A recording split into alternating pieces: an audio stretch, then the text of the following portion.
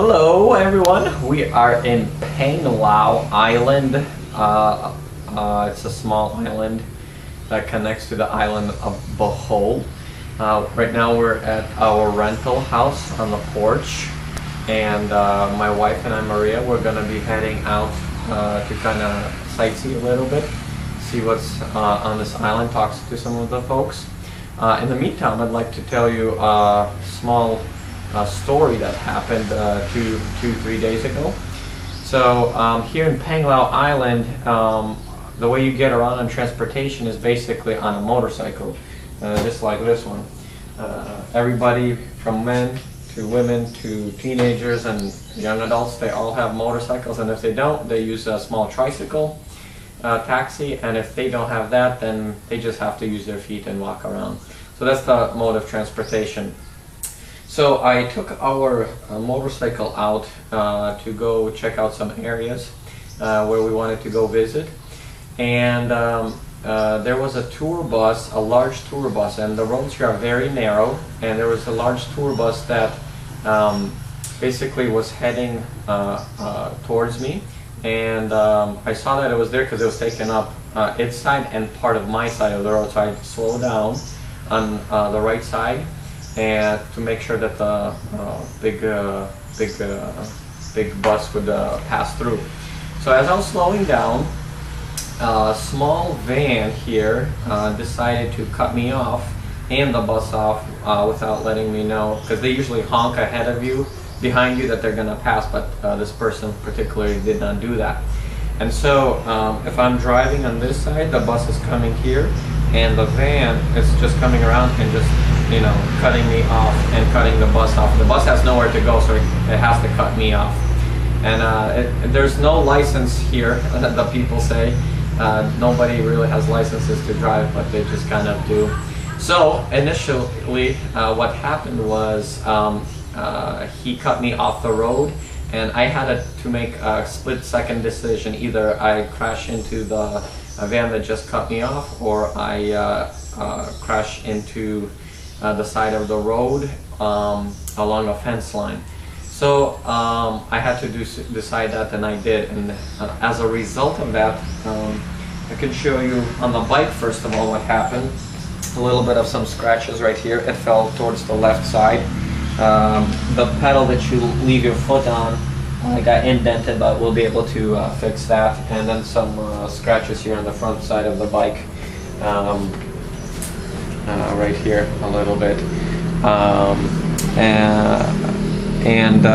What I do want to mention is that praise God that he saved my life, because now I will show you what happened to me personally. First of all, there's this nice little mark from Bohol.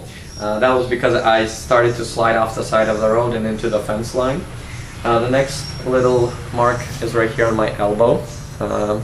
It's already healing up, but it was a lot worse than that. Also, on this side, it's a little bit more, because as I was sliding, I was just kind of taking it. Do a close-up. All right, Marie wants to do a close-up. You see, it's already getting healed up. It's been about 2 days, but I can still feel its effects. Yeah, it looks like it hurts. Yes, and probably the worst one is on my left leg right here. It's been painful for about 2 to 3 days. I had to take some medication, but it's healing up already. No broken bones, no nothing, but it's just a little bit of a scar. And you have a bruise. Oh yes, and there's a big welt right here on my hip, because the bike fell on my hip.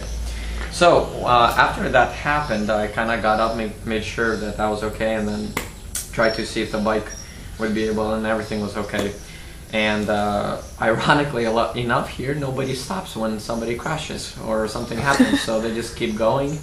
And so I just tried to make sure the bike starts. Everything is starting, and just a few, like I said, a few scratches.